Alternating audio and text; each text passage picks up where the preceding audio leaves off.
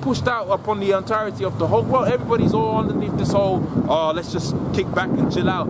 Going back onto what the scripture said within the book of Isaiah, Isaiah the 47th chapter. Everybody's just giving unto pleasures, man. Everybody's just giving unto pleasures because that's that love everybody's spirit, man. Okay? See, the Most High deals with balance, okay? And the Most High is going to exemplify that balance. The Most High is going to show you the real love, which is going to be what He likes to do, which is to do judgment. In fact, the scripture goes as far as saying the Most High loves the Most High hates an unjust way, right? Dealing with the fact that you got this thing of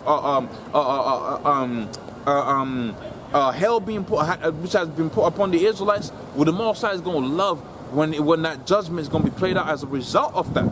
Okay, when the balancing of that judgment plays out, that's going to be beautiful for the Most High. So that he's savoring the moment right now. Okay, so let's carry on now with this. It says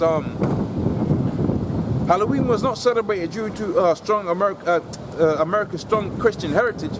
It was not widely observed until the 12th century. Initially, it was practiced only in small Irish Catholic settlements, which goes to show you them Catholic churches are wicked, man. Okay, so this whole thing started off within the Catholic Church. Okay, they're showing you that when it was first incepted, it was within the Catholic Church. And I guarantee you that tomorrow, out there, within them churches, they're gonna have, them children dressed up like little monsters, okay, little ghosts, and come on, man, they dress up like a little ghost. Come on, that's gotta tell you something, man. Okay, if one is being dressed up as half dead, then he shouldn't be in the congregation of the living. Okay, so it goes on to say, until thousands of Irish migrated to America during the Great Potato Famine and brought their customs with them. To some degree, our modern Halloween is an Irish holiday, with early origins in Celtic festival. All right. Interestingly, American culture, right? In American culture, the rise of the popularity of Halloween coincide roughly with the national rise in spiritism. I don't even know what that is. I have to check that out.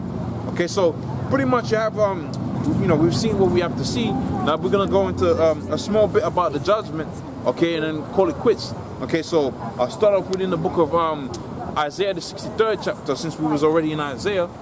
Okay, and we're gonna see that judgment. Oh yeah, I said I was gonna go to Obadiah, wasn't I? Okay, so start off with the hit a few scriptures here and there.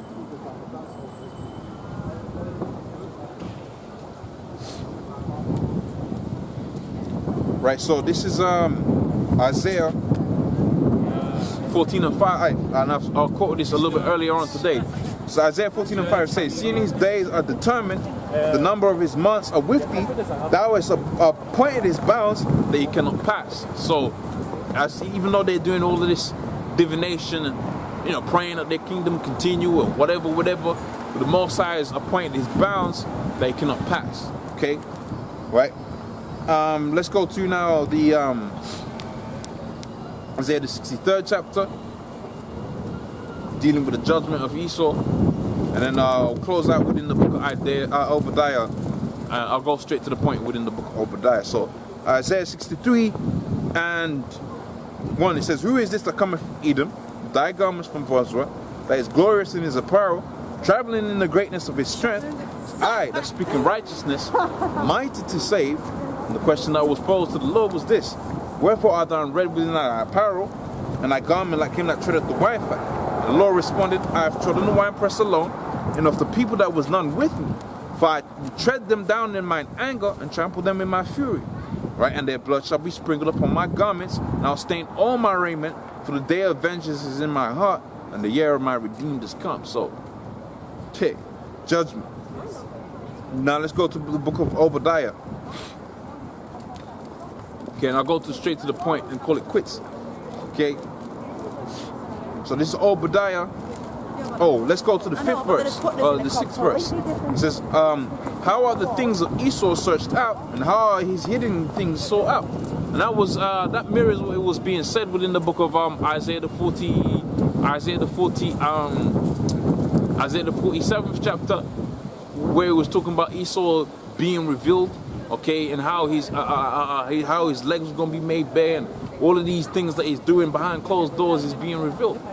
Okay, so the same sentiment is posed within the book of Obadiah. It says, all the men of that confederacy have brought thee even to the border, right? The men that were at peace with thee have deceived thee and prevailed against thee, and they that eat their bread have laid a wound under thee, and there is none understanding, because the multitude of those the sorceries was going to have it to where all of these individuals that was with them. Well, the scripture says that there was going to arise mischief, and they wasn't going to know where that mischief was going to come from. Okay, so now let's go to the point and close off. So Isaiah, Obadiah 1:18, it says, and the house of Jacob shall be a fire, and the house of Joseph shall be a flame, and the house of Esau shall be for stubble, and they shall kindle in them, and they shall devour them, and there shall not be any remaining of the house of Esau, right? For the Lord have spoken it. So all of this enchantment, like I've been saying, all of this divination, is catered to one simple thing, and that's to get rid of, that's the riddance of the Israelites. But see, the end result is not going to be the riddance of the Israelites. In fact, what Esau is trying to do, which no nation's ever really tried, well, I suppose it's been done before, but what Esau's trying to do is to completely eliminate the so-called Israelites from being, from existing. Well, guess what?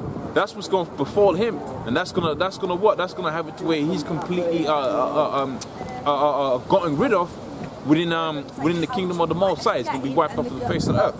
So pretty much with that, I'm going to say double honesty, all praise unto Yahweh Shem Yahshai. So lucky, all praise unto Yahweh Shem Yahshai. Okay, double honesty, apostles of great millstone. Honesty, brothers, that be pushing this truth in sincerity. Right, and honesty, brothers, and Lord's will, I'll see you on the next one. Okay, shalom.